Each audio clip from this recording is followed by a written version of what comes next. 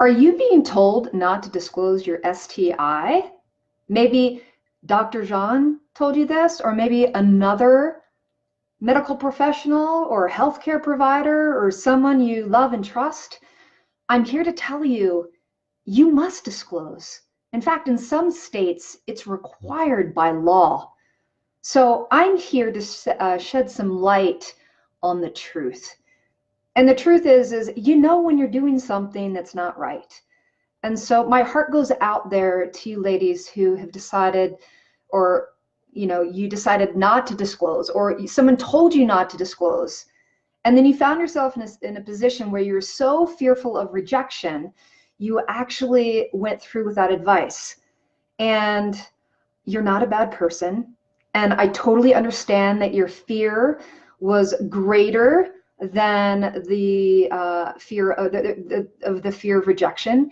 And there are many tools to become more confident in your sexuality and more confident with this diagnosis. I was diagnosed back when I was 23 years old, and I did think that my life was over. I thought that no one would ever love me again. I thought that I'd never be able to bear children naturally, but thankfully I was wrong. And so all from the time I was 23 to the time I met my husband at the age of 34, I always disclosed. And here's the good news. The good news is every time I disclosed, it was received with positive support. And, I know how fearful disclosing can be. But let me tell you the implications of not disclosing. So the first one, of course, in some states, it's by law that you disclose when you know something like that. Just like it's by law that you would need to disclose if you had HIV. Okay, I want you to imagine yourself on the receiving end and engaging in someone that maybe you even care about, and they don't tell you. Well, the first person you hurt is yourself, because in your heart of hearts, you know that it's not right. In fact, when you get in a car, do you have a choice to put on the safety belt? Yes. We take risks every day, and so many people are willing to take that risk for you or with you. And you are assuming that your partner doesn't have an STI. And so we are finding more and more that when somebody is bold enough to disclose, in the disclosure, they discover that their partner also has an STI. So as I said, the first person that you're injuring is yourself, because by not disclosing, I've worked with tons of women over a decade, men and women, and what I find out is that they hold that secret in their heart, and in not disclosing, they feel guilty, they stop dating, they feel horrible. I've even heard of people who have become suicidal, not heard of them, worked with them. So anyway, the first person you injure by not disclosing is yourself. The second person you potentially injure is the person that you're intimate. And they really deserve to know. They deserve to know that they're taking a risk. In fact, it's an opportunity for you to know if you're taking a risk. I mean, isn't your health important to you? Right? And so it really is the moral code to do what's right.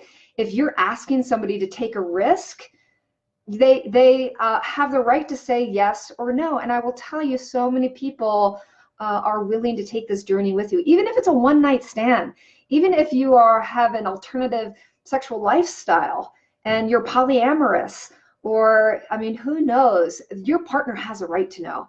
And with the commonality, yes, a lot of people that will speak about non-disclosure, their excuses, oh, it's so common. You know what? But if you're a person who doesn't have it, you have a right to know, because at the end of the day, you want to do what's right for you and for your partner.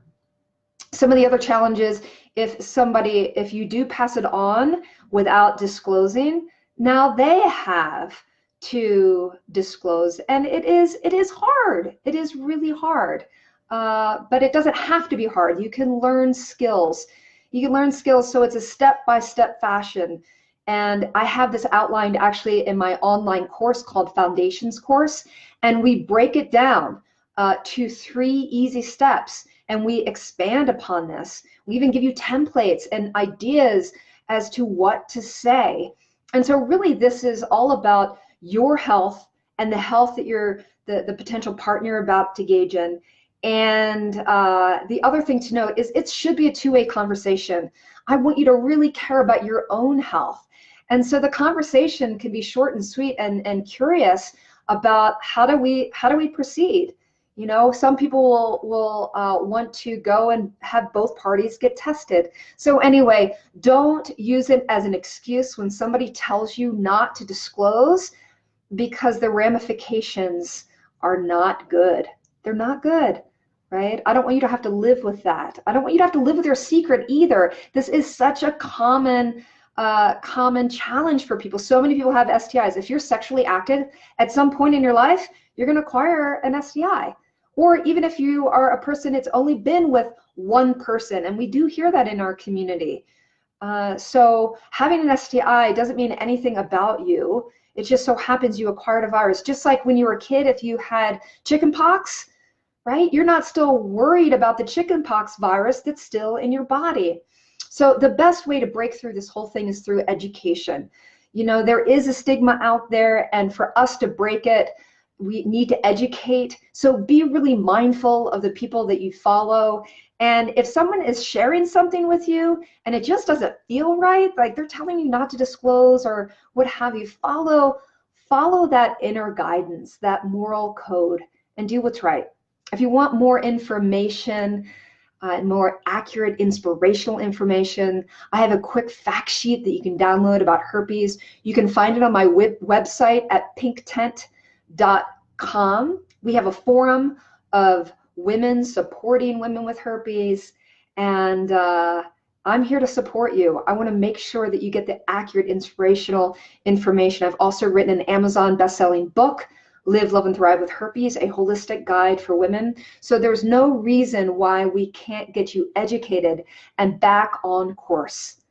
I hope you really took this information in, and I look forward to serving you. Again, go check out pinktent.com and make it a blessed day.